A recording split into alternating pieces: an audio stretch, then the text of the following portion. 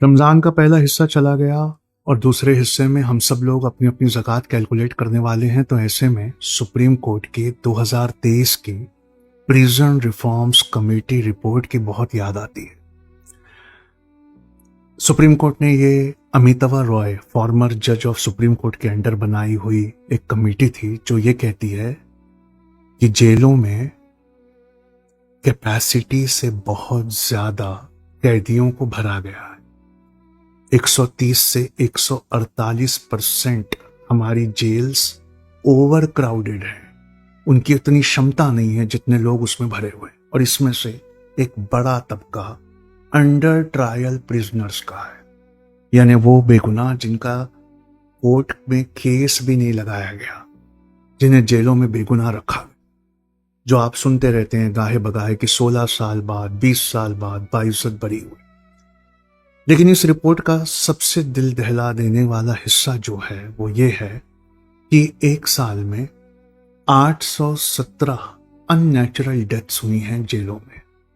उसमें से 660 सुसाइड्स है, और इन सुसाइड्स में बड़ा परसेंटेज उन लोगों का है जिन्हें किसी बेगुनाह होने के बावजूद किसी न किसी झूठे इल्जाम में फंसा कर लाया गया।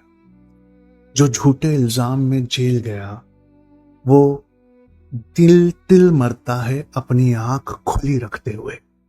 एडवोकेट मुबीन सोलकर साहब की रिसर्च में उन्होंने न्यूयॉर्क के पुलिस कमिश्नर को कोट किया कि जो जेल गया उसने अपनी आंख खुली रखी और वो मौत के करीब चलता रहा। ये लोग 3 वजहों से सुसाइड करते हैं। पहली वजह, जब ये अपने पीछे छोड़कर आए कच्चे पक्के मकान को ढहता देखते हैं और अपने बच्चों को यतीम से बदतर हालात में देखते हैं तो इनका दिल डिप्रेशन में चला जाता।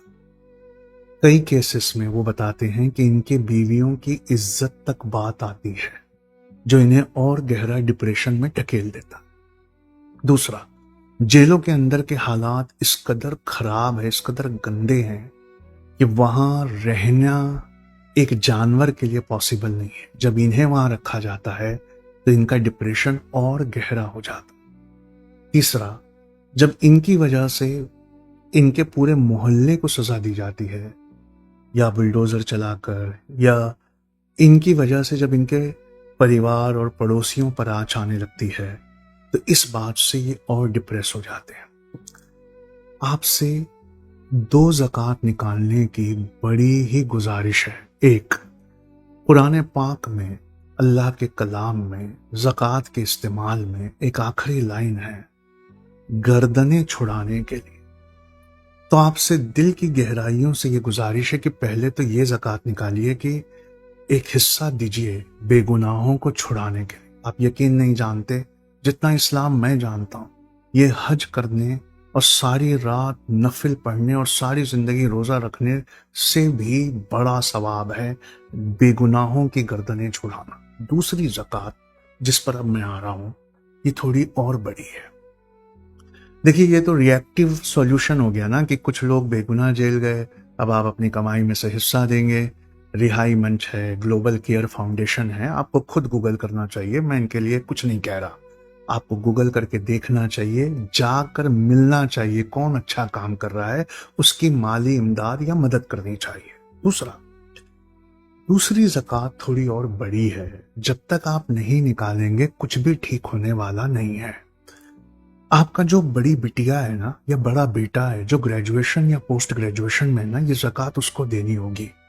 उसे आईएएस, आईपीएस या जुडिशरी जैसे किसी बड़ी तालीम, बड़ी एजुकेशन की तैयारी कर दी, और जब वो मेहनत की भट्टी में अपने आप को झोंकेंगे ना, हो सकता है वो आईएएस आईपीएस ना बने, लेकिन एक समाज को एक पढ़ा लिखा शानदार लीडर जरूर वो देंगे।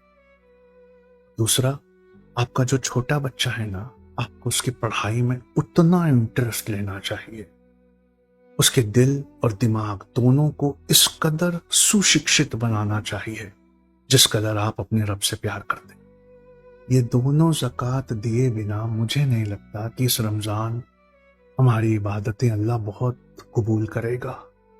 हालात बहुत ख़राब हैं, एक दूसरे का हाथ थामिए, जज़ाकल्लाह खैर। अस्सलाम वालेकुम।